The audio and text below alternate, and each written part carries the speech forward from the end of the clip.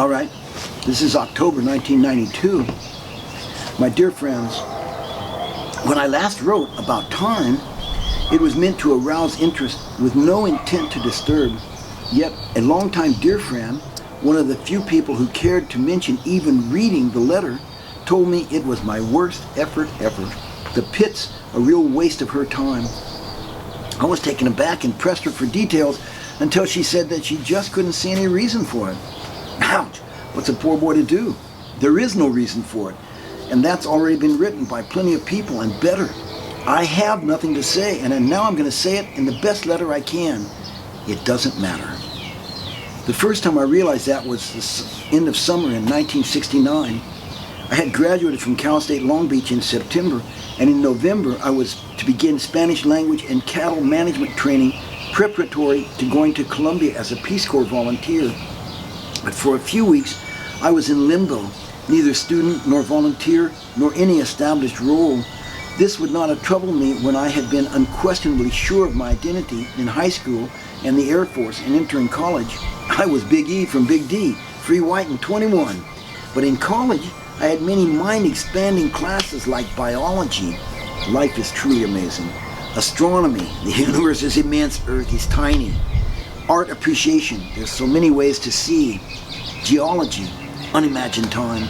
Oral interpretation, so many ways to speak, etc., etc. Plus, I had had many hours of study about people, how they are, have been, have developed, and speak. I had formed deep friendships with people for whom free, white, and 21 was inappropriate. I didn't know what role to play, and I began to feel disconnected. What did I believe? Who was I? At first, I wasn't bothered. I thought it would be amusing and fill the time to examine belief. I would discard whatever did not withstand examination and then enter the Peace Corps secure on a firm foundation. Right away, I hit a snag because I couldn't decide on criteria to judge belief. I felt myself slipping away. I went to visit two friends in Long Beach and I told them I was troubled. Nothing seemed certain. They were sympathetic. They comforted me and gave me to understand that indeed, truth was uncertain, but for that very reason, it didn't matter. I felt reassured too, and I thought, so nothing's important, that's it, right? And both my friends smirked and nodded, and I realized we had not been speaking. Startled, I thought, telepathy, pseudoscience, claptrap, insanity. My friends wordlessly agreed, and at that agreement, we all broke into gales of noiseless laughter. Did it happen?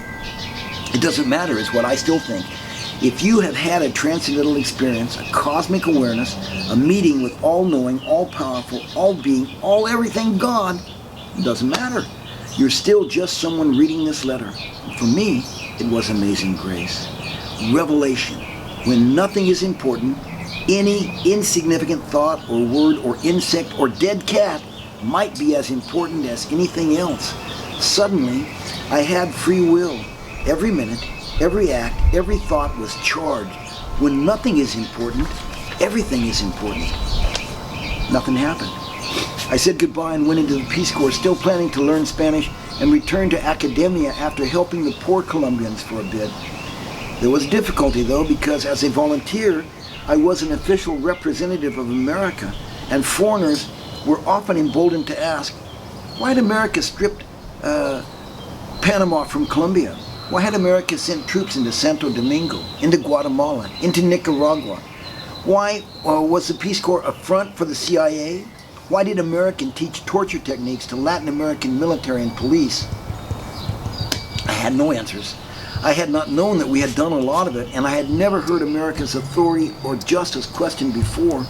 The answers that did come to mind were not compatible with the Declaration of Independence or the Bill of Rights or truth or justice. After wrestling with this for about 6 months, I decided it was lucky I knew it didn't matter, and I quit the Peace Corps and being an official American. For a year, I let whim and circumstance take my mind and feet whither they would. I came to Barranca Bermeja, a small Colombian town isolated from most of the world by distance, swamp, and jungle. A town with few amenities, whose existence depended on a pipeline and a refinery where Colombia's petroleum was disgorged for world consumption. A town with a reputation of a sweltering stinkhole. I went there telling myself it would be a good place to rest from and reflect on the odyssey of mind and body I had just been on, and that it would be a perfect place to test my hypothesis that one should be able to amuse oneself for 6 months anywhere, even a fungus hot nowhere in a swampy jungle. Also, I was flat broke and it was the only job that was offered. It was many hours on the train from Bogota and a half hour more on a rickety but gaily decorated bus to reach the red bluffs on the Rio Magdalena that give the town its name and location.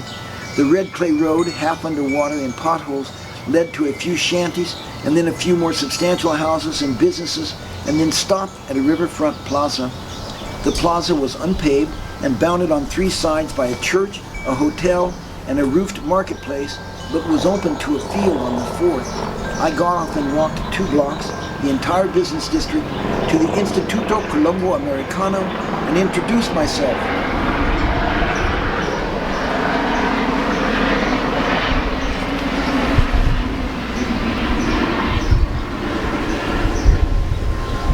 The plaza was unpaved and bounded on 3 sides by a church, a hotel, and a roofed marketplace, but was open to a field on the 4th. I got off and walked 2 blocks, the entire business district, to the Instituto Colombo Americano and introduced myself. The director welcomed me, gave me a book with a place marked, and told me classes were in progress and I was to take over the next day. That was it. I went back to the plaza and rented a room with a view of the marketplace and was alone as never before. The director and the other teacher were the only English speakers in town, and the director was a true expatriate who spent all his time in local society, and the other teacher was a young Canadian so in love with a local belle that his life was consumed. There were no tourists or businessmen or adventurers passing through. There was a cinema, half roofed and half open to the sky, that screened 3 or 4 movies a week. There were movies from Mexico, Japan, Italy, and the USA, and I saw almost every one under the stars or crowded under the roof by the rain. There was a small library at the Instituto, a nearly complete Collier's Encyclopedia from the 1920s, a Bible, The American by Henry James, and Lord Jim by Joseph Conrad. I read the Gospels, both novels, and large parts of the encyclopedia. I read for the first time about the Bible, its history, and the history it told. I read synopses of many Old Testament books. I read about Thomas Jefferson and the Constitution.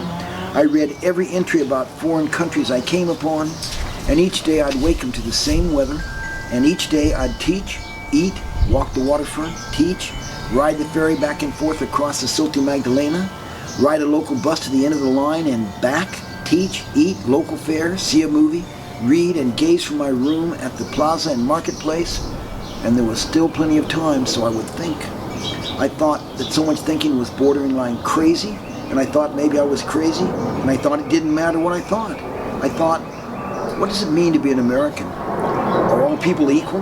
Are women equal? Are Colombians? Do people have inalienable rights? What is liberty? Is there justice? I had no answers, but I couldn't stop the questions.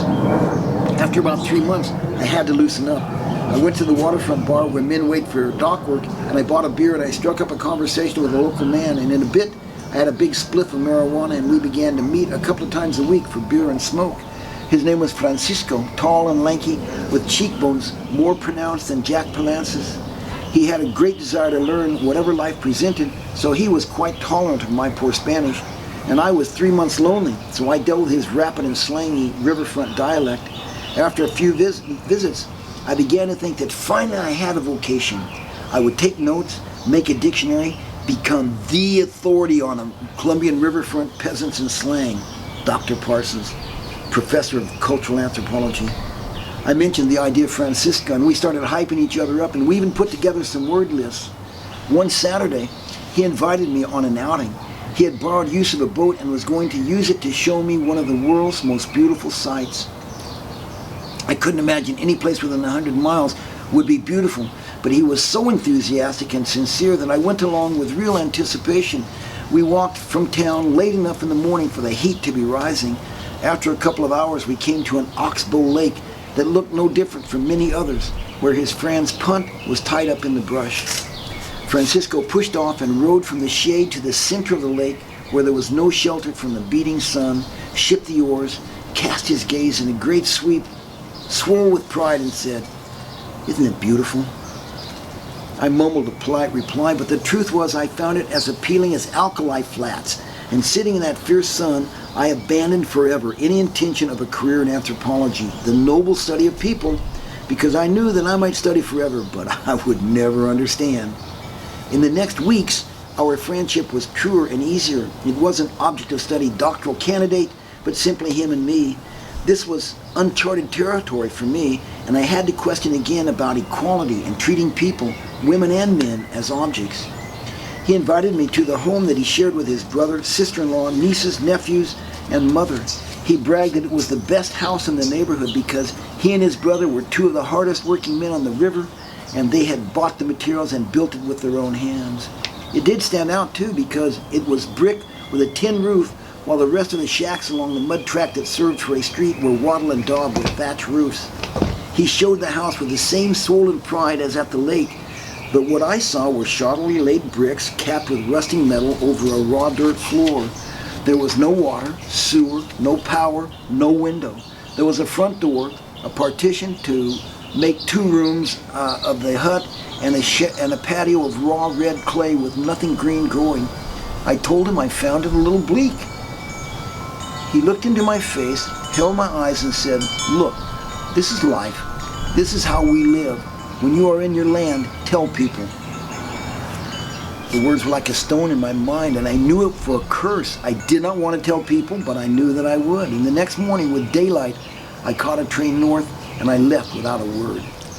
I was in the USA by Christmas 1971, and for the next year, I told relatives and friends that we Americans were too rich at the expense of Colombians and others, but no one heard. Still, I got caught up in the times. When McGovern paid for a half hour of TV 1 week before the presidential election of 1972 and said that Nixon was corrupt, the proof was in the daily news, and a vote for him would be an endorsement of the immoral and the unethical, I believed the nation would have a change of consciousness and vote against evil. I was wrong. Nixon won by the biggest majority ever and celebrated by ordering the napalm firebombing of Hanoi. I think it very fortunate that I already knew nothing was important, or my own heart would have gone up with the smoke of the babies burnt there. Either I was sane but surrounded by conscienceless murderers, or I was a fool to be hung up over a non-existent moral question. But I couldn't go on telling those near and dear to me that they were murderers if they supported the status quo. What's a poor boy to do? Luckily, I chanced to read Ecclesiastes, a book in the Old Testament, and I came upon this. I know that there is nothing good for man except to be happy and live the best life he can while he is alive. Moreover, that a man should eat and drink and enjoy himself in return for all his labor is a gift of God. I know that whatever God does lasts forever. To add to it or subtract from it is impossible. Revelation. If there is God, then what is ordained in some incomprehensible way, and all is so that I may enjoy the gift of life. If there is no God, then the only thing that could remotely possibly give meaning to the fiery deaths of those children in my American name would be that it was for my personal benefit, so that I might eat and drink and be merry. I have a duty to enjoy life every day, and I'm pretty good at it too, with years of practice, but no one stays up all the time. I was down a couple of years ago. It started with an interview of an abusive, aggressive jerk at my work. My job is to authorize or deny benefits to people who are out of work, and some get upset and a few are jerks. Usually, reminding myself that it's the nature of the job is enough to shake it off, but then, while it was still on my mind, I got a call that the kind of shoe that I had been wearing for 15 years was no longer manufactured and could no longer be had.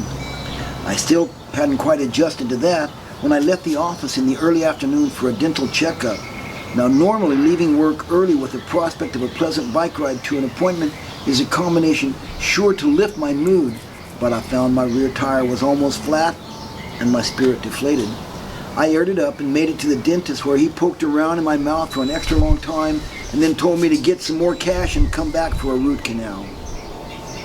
The tire had to be pumped up again and I had to pay to do it. When I got home, dinner was late. I went to bed morose and I woke up blue. I didn't fix the flat tire, but aired it up and headed to work, figuring to patch the tube on Saturday, the next morning at my leisure. Usually I seize on the idea of Friday and the coming weekend to polish my already happy disposition. But not that morning. It was clear and cool with many spring flowers blooming, and it depressed me the more to think it was a day like a carefully chosen gift, and I didn't care. At work, the first interview was with an angry, nasty jerk. At lunch break, I went out into the spring day near tears.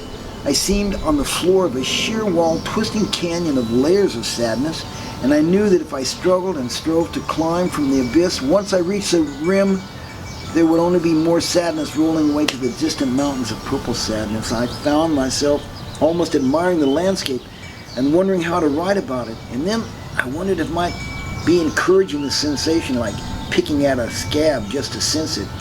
After that, I shuddered to think, suppose there's no way out. Generally, a Friday evening bicycle ride home from work is elating, but that night I got home glum, and then dinner was late. I turned to a stack of recently borrowed library books, and I opened a translation from the French of an interview by a French linguist with Noam Chomsky, a noted linguist professor at MIT. Chomsky is also a world-renowned intellectual, and the interview was not confined to linguistics, and Chomsky soon challenges the hearer, or the reader, to have an opinion about social and political issues, and specifically to not excuse oneself by deferring to experts and intellectuals with special training, because, he says, to have a worthy opinion, it is sufficient that one face facts and be willing to follow a rational line of argument. I had thought the same thing, and I read on engrossed, Depression Forgotten. He continued to say that because there are liberals and conservatives, a right and a left, it seems there's a debate going on over American policy and world affairs, but neither of these factions questions the right of the United States to intervene in other countries.